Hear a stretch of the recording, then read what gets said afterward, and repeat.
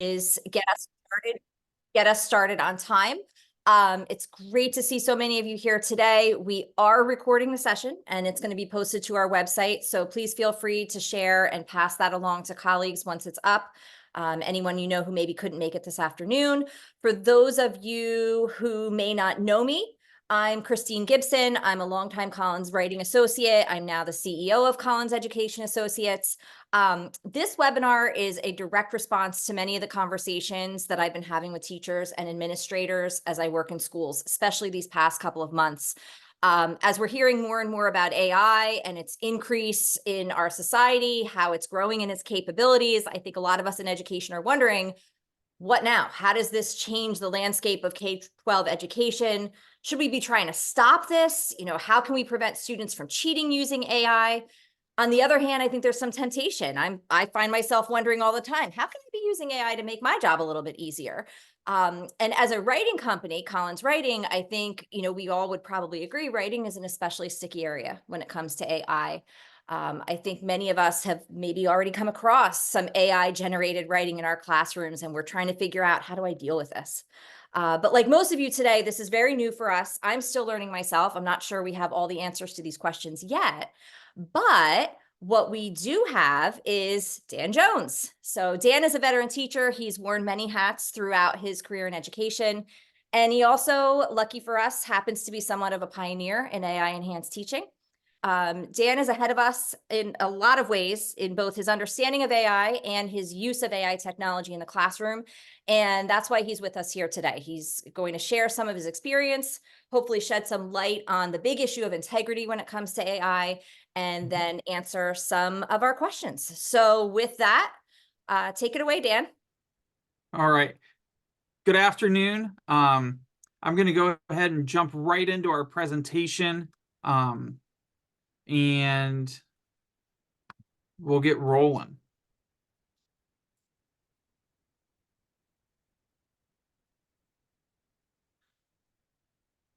All right, so as Christine said, my name is Dan Jones, and this is my 19th year in the classroom, and I currently teach 7th grade and 8th grade social studies.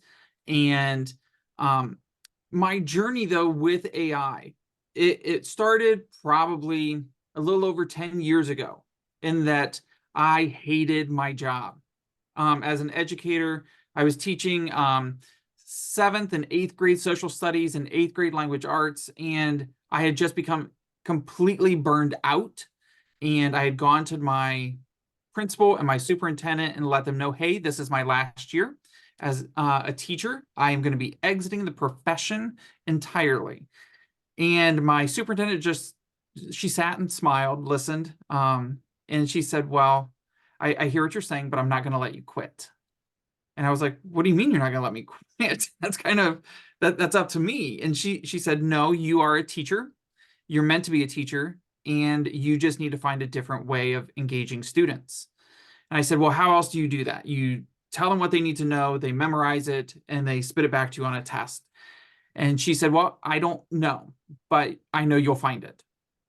And so I started to really actively look at how to engage students differently. And part of that process, or through that process, I really found some active learning strategies. And so the more I learned, the more I was able to build into my classroom. And so as technology advanced, I really started to bring more of my students' world into the classroom, because I knew that that would resonate with them. And so we started doing green screen stuff. We were using distance learning, and I was trying to bring as much of that technology as possible in. And so when AI was introduced, my principal sent me a message. I'll never forget this. She sent me a message in December of 2022, and she said, hey, there's this thing called ChatGPT. Would you please take a look at it? And I started looking at this, and I was like,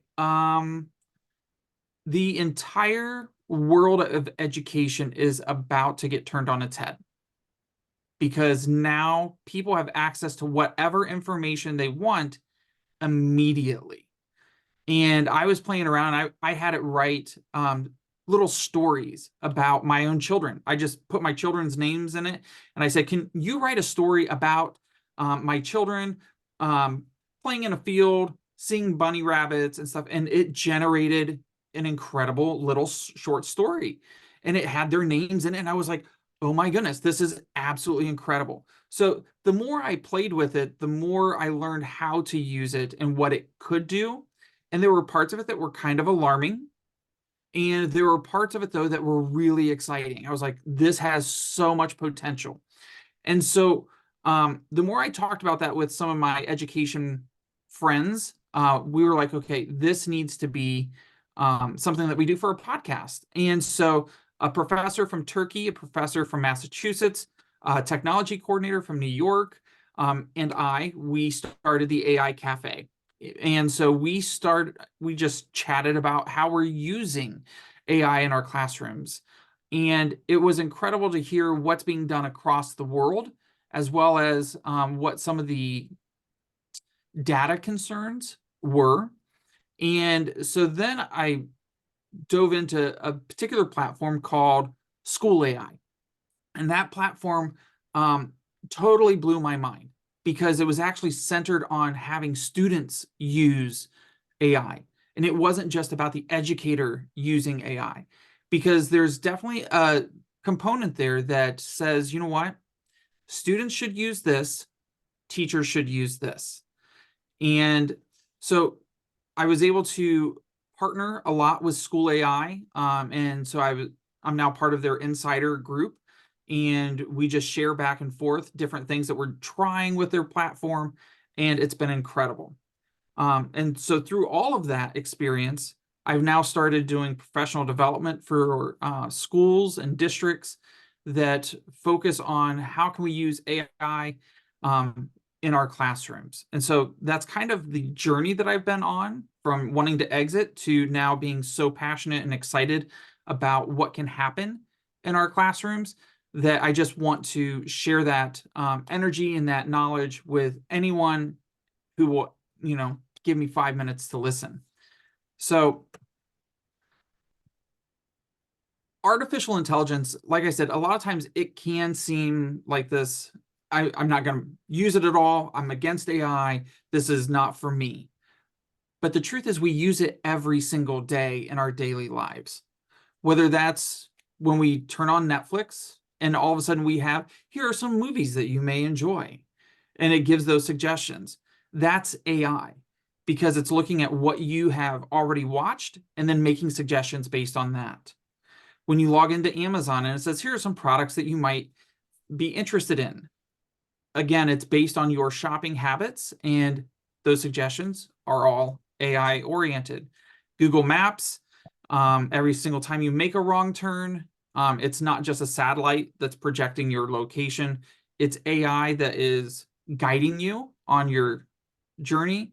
Every single time we use Gmail and it has predictive text, it knows exactly the types of things that we write. And so it's making suggestions. So AI is built right into our email. And then there are times where we're very, very thankful for AI, because we get a fraud alert from our bank and it says, hey, did you make this purchase? So those are components that, are absolutely beneficial to society, to us personally. And then even when we log into social media, the posts that you see, those are all determined through AI, whether that's by how many likes that post got, how many of your friends have interacted with that post. All of those things are driven through artificial intelligence. So when we look at where does AI fit in the future of writing, one of the things that we have to definitely understand is that the assignments that we use in our classroom, we're going to have to start to redesign what we're asking our students to do. And really understanding the purpose of the writing. Is the purpose of the writing to show mastery of content? Or are we looking at building a skill through that writing? What is it that we're asking our students to do? And so when we look at the purpose and we're reassessing that purpose of writing in the classroom, it's one of those things where we have to ask ourselves, is a computer able to do what I'm asking my students to do? If so, I need to possibly rethink how we're doing this. Feedback, though, is going to become immediate. When students are able to access AI and they're able to ask the AI questions, they get immediate feedback on their writing. Whereas before, a lot of times it takes us hours to go through student written work, evaluate that work, determine, is it on topic? Do you have all of the appropriate components of the writing? And then deliver that feedback and hope that our students actually read it so that they can revise it and then improve what they've written. Enhanced creative expression. A lot of times students they get stuck. They don't know what to write. And so to have that partner with them in class, and they can ask and brainstorm with artificial intelligence on how to move forward in their writing, all of a sudden they get that instant response, and that student can now move forward. So that writer's block stops. We also see stronger development of writing, because once we start to introduce AI, all of a sudden the level of writing that we're going to get is going to grow exponentially, because the feedback is so immediate and students get to see exactly what's expected and what needs to happen to their writing. It's going to elevate very, very quickly. And so what we get from our students is going to be extremely impressive, but it also has to serve, I would say, a different purpose. And just so you know, if you guys have questions along the way, please feel free to put them in the chat. And if there are questions at the end, I don't mind, you sharing those out. But there are some things that we're going to discuss, and it may kind of be a little overwhelming at times. That's okay. Please ask the questions, because I would love to be able to address any of your concerns, either throughout or at the end. So when we look at this portion here, we're looking at benefits versus concerns. A lot of times we focus purely on concerns. I'm very concerned about data privacy, the security, my students being ethical with how they're using it. So are we promoting biases, or are they cheating with it? How do I determine the quality and authenticity of the work that my students are giving me? And then there's the equity issue and access. Does everybody have access to the same platform? Or are some students using ChatGPT 4 versus GPT 3.5? So that some students have a paid platform and some students don't. And so we have that inequality there in what's being produced. So those are serious concerns, but a lot of those concerns can be addressed. So when we look at the benefits, though, of using AI in your classroom, we have enhanced creativity and production, which we touched on a little bit earlier. Personalized and immediate feedback. I can't stress that enough, because for a teacher to go around student to student, even conferencing student to student about their writing, can take a really long time. And to get that immediate feedback, grammar and style improvement, a lot of times we're familiar with Grammarly, and Grammarly is kind of built into a lot of our writing platforms, whether that's on Google Docs or even in an email. And we're used to seeing Grammarly show up. And so this is, again, a way to enhance their grammar and the style that the students are writing in.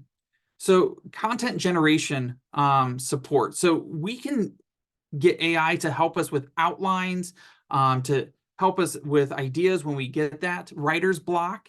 And it really streamlines and makes the editing and revision process so that students can keep moving forward in your classrooms, which is so, so important. That students aren't just sitting there waiting for you to, make your way around the classroom, finally get to them, and then they're off task doing other things because they're just sitting around waiting. And so having an AI tool can eliminate that and allow students to really keep moving forward. So where to begin? When you're looking at a tool that's an AI-based tool, it is vital that the tool is FERPA and COPPA compliant. So FERPA deals with the Family Education Rights and Privacy Act. So if your students are logging into a platform, it needs to be FERPA compliant. You need to know what that company is doing with your students' data. So if they're logging in with their Google account on any sort of platform, this district needs to know that that platform is FERPA compliant and how they're handling your students' data. Now, COPPA compliant, it deals with it's the Children's Online Privacy Protection Act. So it really focuses on students that are under the age of 13 or 13 and younger. And so if you are having your students use AI, you really need to know what is happening to the data that your students are putting into the platform, because a lot of AI systems, they learn from what the user puts into it. It's a large language model. And so your students are going to put information in, and that large language model then learns based on that information.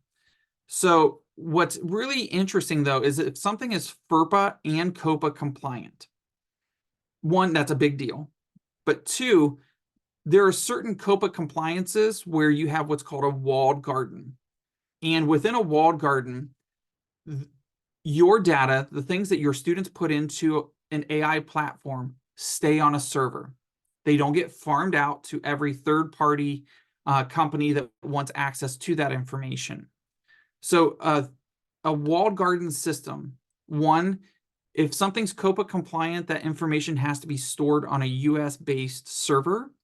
There's a lot of regulations that go into COPPA compliance, but there are definitely organizations that are diligent with that data and protecting your students' information.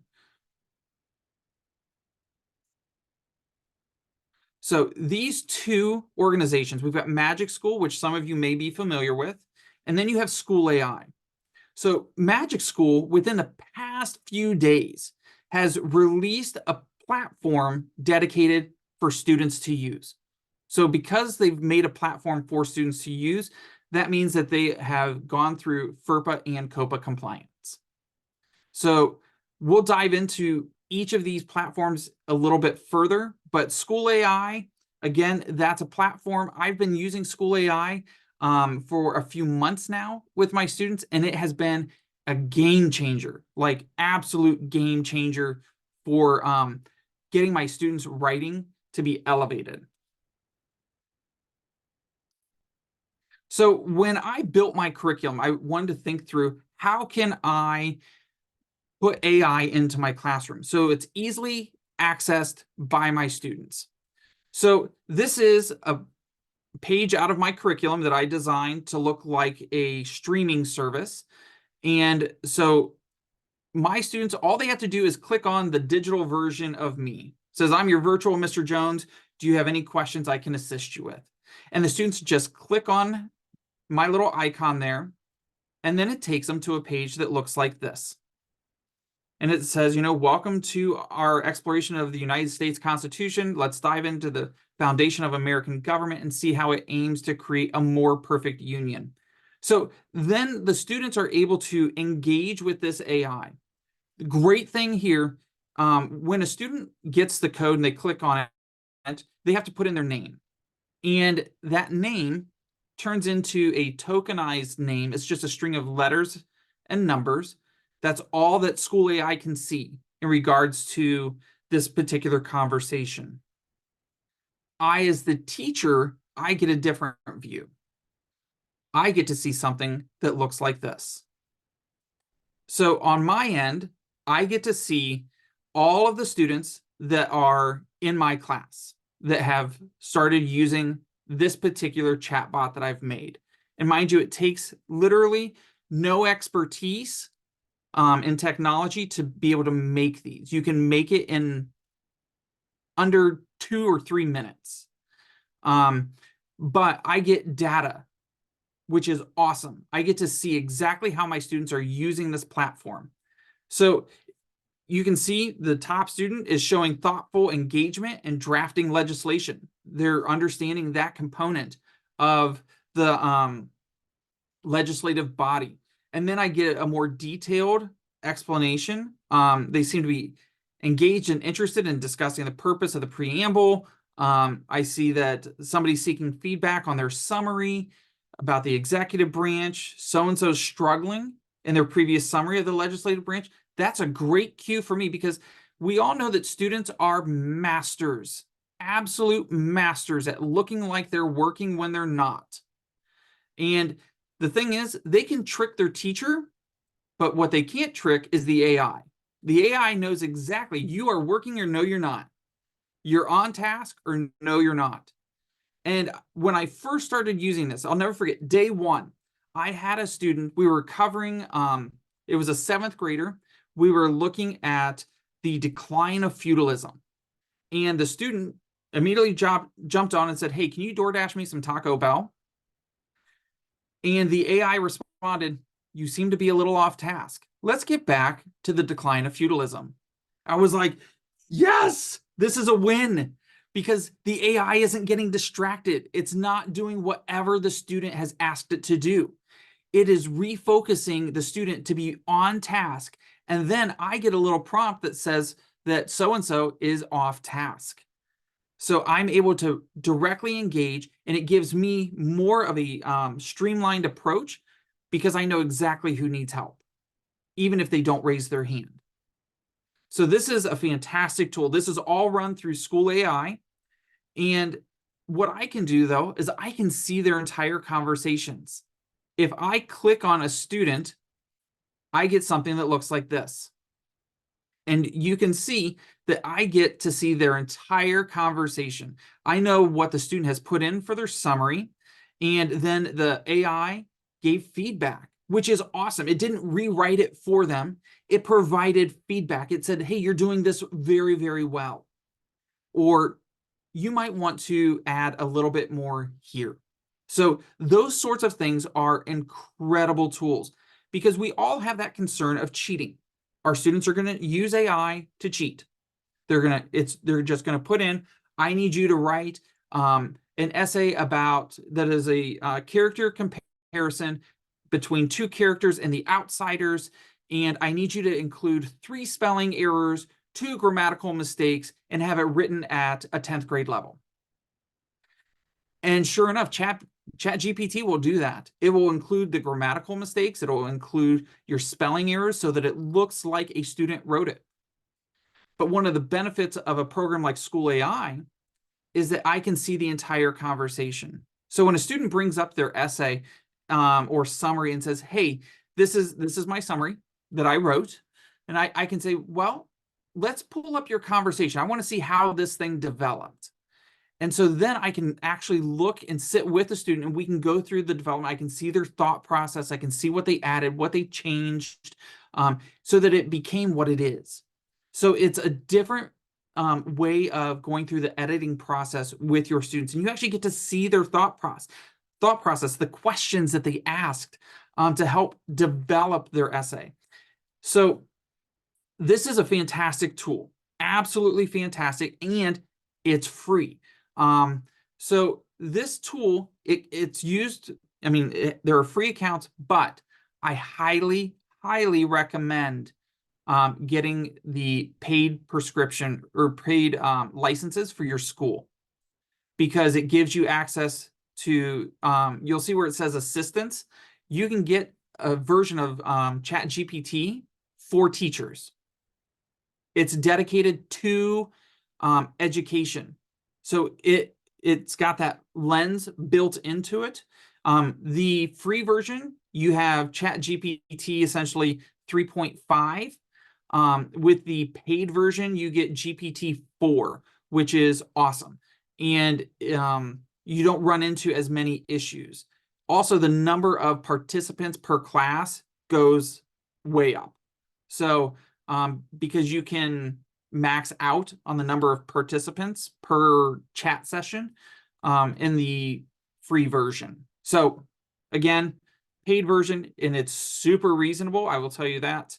But they do all of their subscription pricing by the district and how many students are using it and things like that. So highly recommend that you reach out regarding this particular platform. The other thing that we've got is Magic School. Magic School, like I said, they just released this within the past few days. So I was able to build this last night. It was really pretty incredible. So I was able to pick all the different tools that I wanted my students to use. And so we've got writing feedback, sentence starters, research assistants, literary devices. They can have AI rewrite their summaries, and they get a proofreader. So everything's just kind of built right in, and you just go through and select which tools you want your students to use. And this is what those different tools look like when the students launch them. So they just select it. Maybe they have to select their grade level, put in, what is the assignment. So they have to learn how to prompt a little bit and figure out, you have to tell the AI what you want it to do, because sometimes it's not always going to know exactly what you're wanting from it.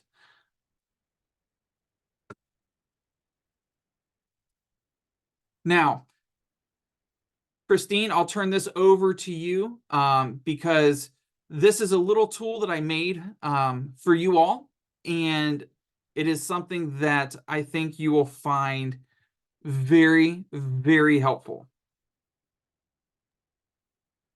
So Dan, when we were speaking before this session, he's always, every time I talk to him, he's kind of showing me something new that he's picked up and learned with AI. And he developed this tool. It is going to, if you are a Collins Writing user and you have questions about Collins Writing, if you're thinking, oh, tomorrow I'm teaching the American Revolution, I need a type 2 prompt, what should I do? This is a tool that Dan has created. It's what did you call it, Dan? A chatbot, right? Just for Collins Education associates. So you can actually feed this tool questions, and it knows Collins Writing, so it can help you write prompts. It can help you remember, wait, what's the difference between a type 2 and a type 3 again? How do I check those FCAs? So you can ask those kinds of questions. You can help it generate prompts for you. It's one of the questions is always, how can we harness AI to help us as teachers? And I think this is one of those ways. So absolutely. And yes, Mike, you can absolutely share this with your staff. I see some other folks that are like, yes. Yep. So when you're stuck, so just like Dan was saying, like when kids, so often kids get stuck, and they're not quite sure what to do. And what do? They avoid, they're like, I'll just do what I'm used to. And this is kind of tackling that, but from the teacher's perspective, if you're stuck, if you need a little help, and I kind of test drove it a little bit, and it's scarily accurate. So it definitely hit the nail on the head with understanding what Collins Writing is all about. So I think it'll be great for anyone who's, just kind of getting their feet wet, or just is kind of having one of those days where it's like, what am I going to do next period? Let's go to this chatbot, and you can get some great answers that we know are going to be in line with what we've all taught you in the past about Collins Writing. So Dan, did you have anything else you wanted to share, or I don't remember where we are, because I know we're about at the 30-minute mark. Did you have more things you wanted to share? Do you want to open it up to questions? Let's go ahead and open it up to questions. Okay. Because again, I could talk for the next like 6 hours about this stuff, but I know we all don't have that kind of time. So So Dan, I'm going to start with a question that came up on the chat. Someone's asking, have you had experienced any of the tools used to grade student essays? My personal opinion is, do not use AI to grade. use AI for feedback before you grade, because a couple things happen. My two friends that are professors that are on the podcast, they did a little study on essays and papers that had been written for their classes. And they uploaded the essay to, I believe it was ChatGPT, and asked for it to be graded. And they removed identifying student information. And so it was just looking at the writing piece itself. Every single female paper was graded lower than a male student. Every single one of them. So does bias exist? Absolutely. And so I am very cautious when it comes to grading using AI. Now, you can upload a rubric, and it's great for students. I mean, imagine uploading your rubric and then allowing students to assess their own writing based on that rubric. And now they get the feedback, oh my goodness, I'm at a level 3 or I'm at a level 4. And then it can offer feedback on what needs to be changed. So the rubric itself is a great feedback tool for students. When we look at, I mean, I will tell you, AI will grade consistently, unbiasedly, in some cases, in that there are times when, as a human teacher, we have biases when we grade. There are times when students, we had a poor interaction with a student, and that has affected, how we grade that particular assignment. And we would like to think that that doesn't happen, but it does.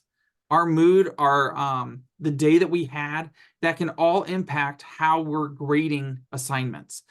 And so it can, make sure that those factors aren't included into the assessment.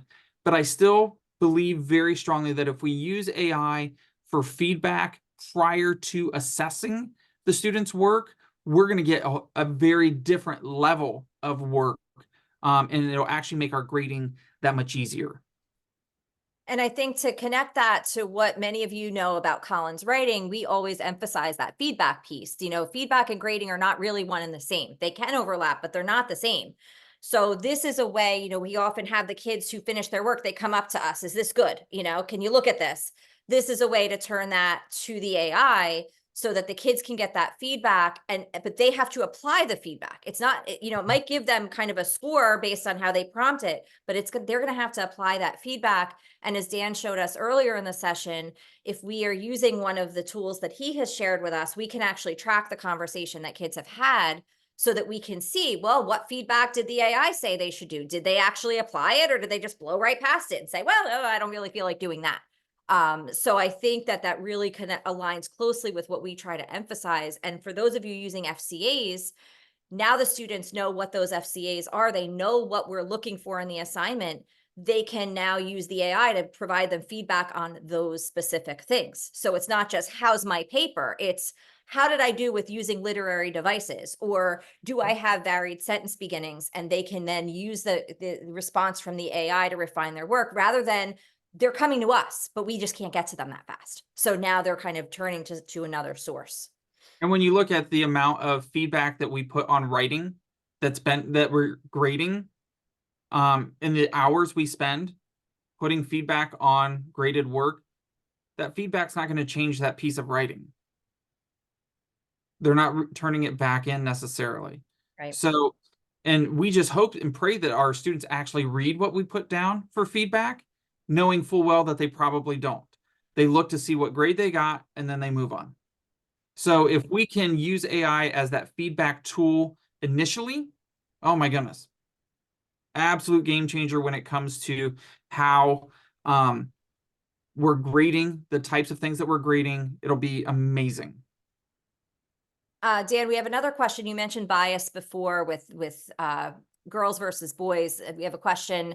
Have you come across any positive or negatives when using AI with minority populations? Does it help alleviate or exacerbate bias? I haven't come across the bias aspect when dealing with minority groups. The only time I've seen it is with image generators.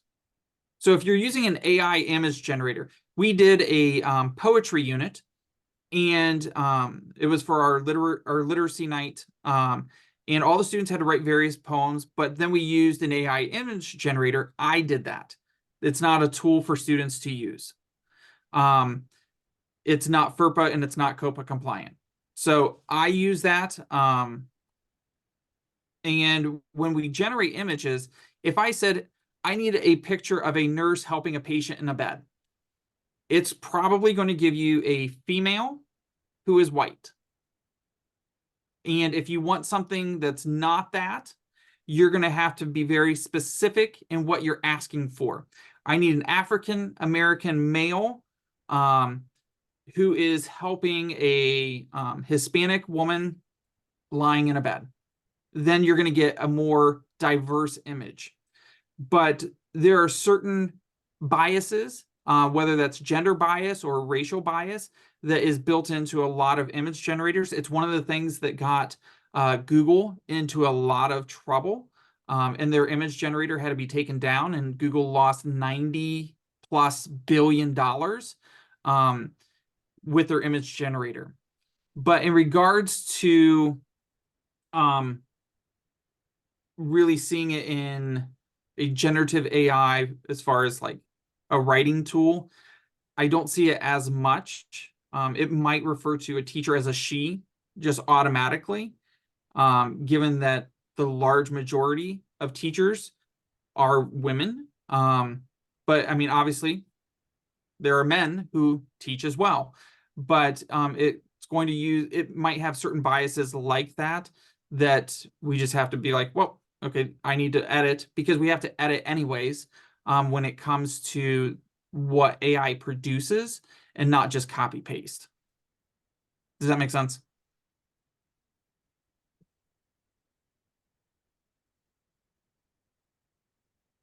Okay, Eric has a question. He said that he recently heard that a video generation tool was recently released. What are some ideas that teachers could use to incorporate a video tool with writing? Could it help with building prompts? And I don't know, Eric, if I'm capturing your question well, feel free to jump in and explain it better. Because Sora is the ChatGPT version that we're seeing a lot of in regards to video AI. I believe those clips are about a minute long, but those, from my understanding, it's not going to be released to the general public for a while. But image generators, I will say this, when we were doing our poetry unit, the thing that was really cool was the students had to learn descriptive language, because in order to generate the image that they wanted, they had to describe the image that they wanted.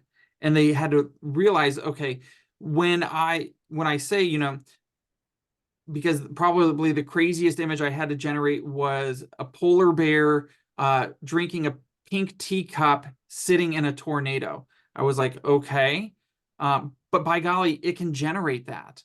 And a lot of times it'll generate 4 different images for you to select from, and then you can get variations of that image. So if it's not exactly what you want, you can make it exactly what you want. And again, the great thing is we can start to really work on descriptive terms. They can learn adjectives and really build an image and see what does it actually make? Did I describe it correctly? Or are there additional terms that I need? I have a follow-up question on that. Sure. Did you because you mentioned you created the images because of FERPA and COPA compliances. Did you do that with the students, or did you do it on your outside of student contact time? One of the reason I'm asking is one of the things that I've been hearing about and that interests me is if students are going to use AI, how are they building the right prompt? Because it doesn't have any context. And to me, that's a really interesting skill to focus on. Like, okay, what really do you want though? And then what if we changed the prompt or added this? So I'm just curious about, because that's a whole separate skill that, that students need. I'm just wondering what your experience has been with students doing that kind of stuff.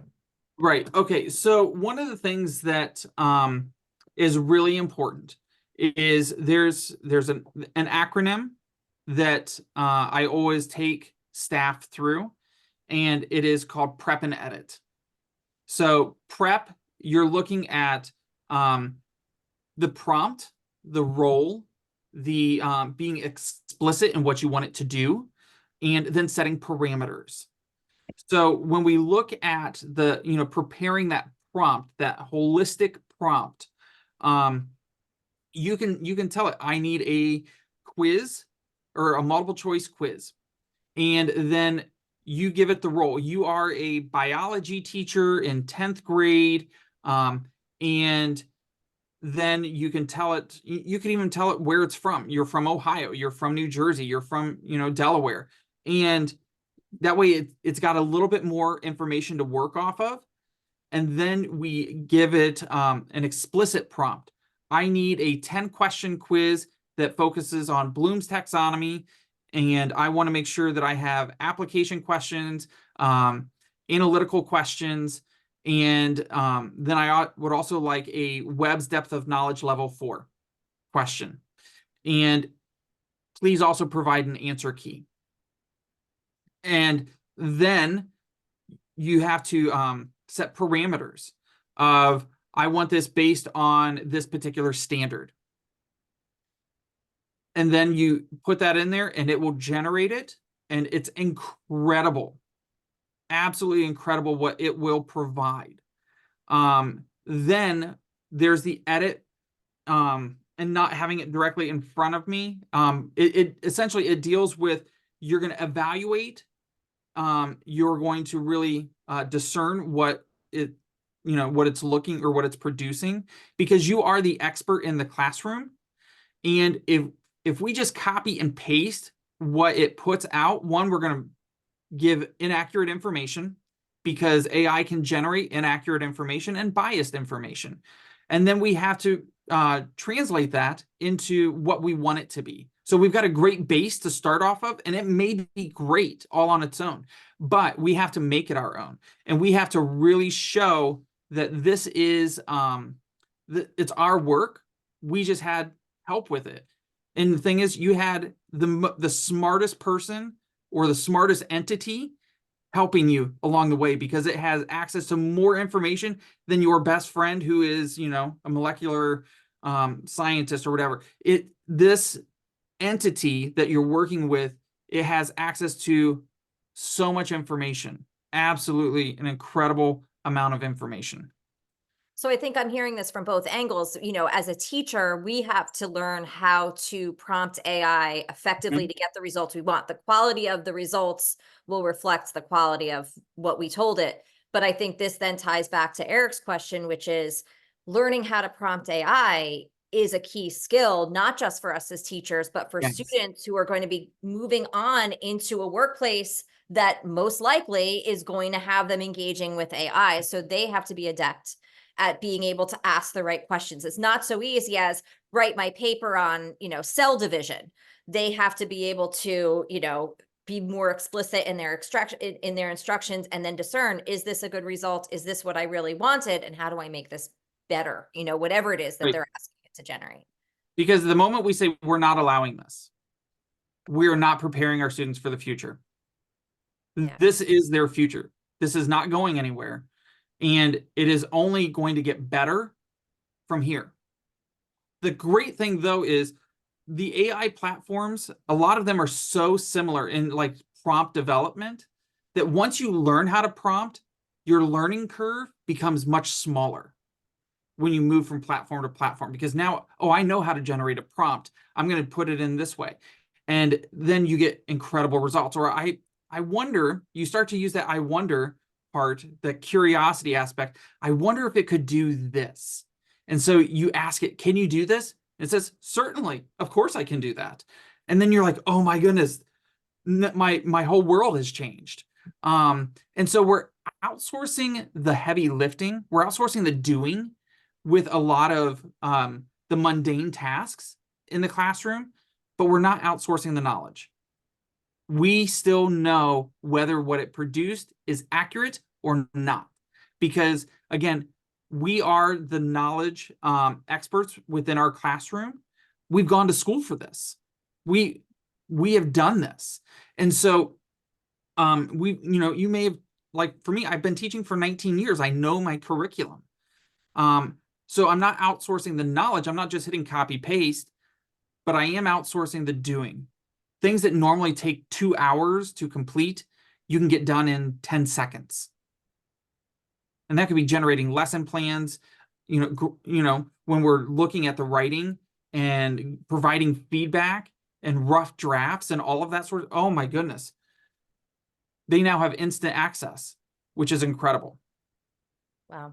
Well, we are 45 minutes in. I am so grateful for everyone for being here and grateful to Dan. I'm going to end with Rosemary's question because I think this is a good way to tie up the session. So we now have a little bit more knowledge about AI and how we can use it in our classrooms. This is really just the tip of the iceberg. But for those of you thinking of bringing it into your classroom, Rosemary's wondering, Dan, did you communicate with parents in any way regarding that you would be using AI in the classroom, how you would be using it, and what about a school-wide policy? Is that something that you think schools should develop, or is this room to room?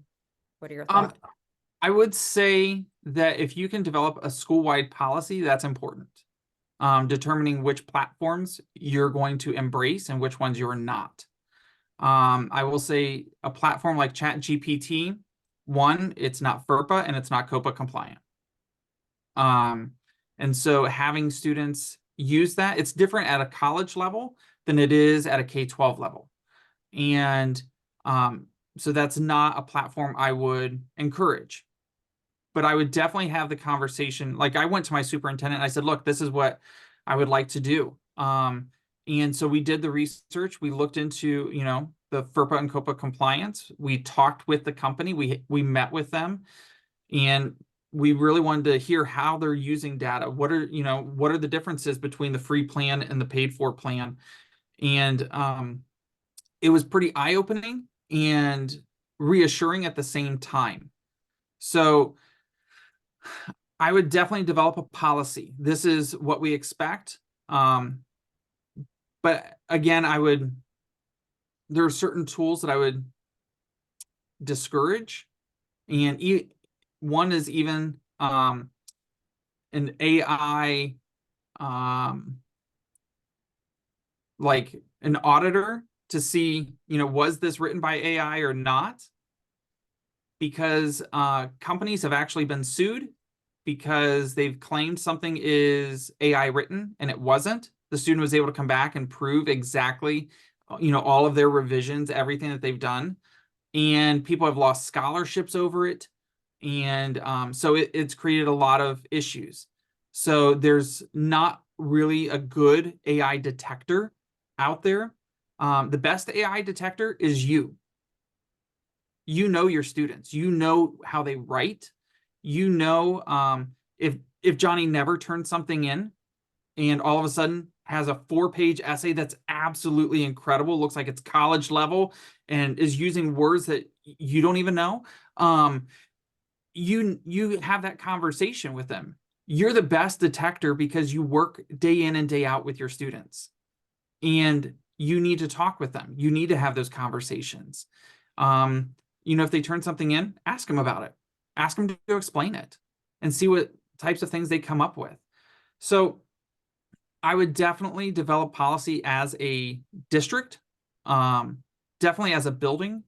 And in regards to communication with parents, I have been open with what I do in my classroom. I've tried to be as transparent as possible and let them know this is a tool to help your child. It's a tool.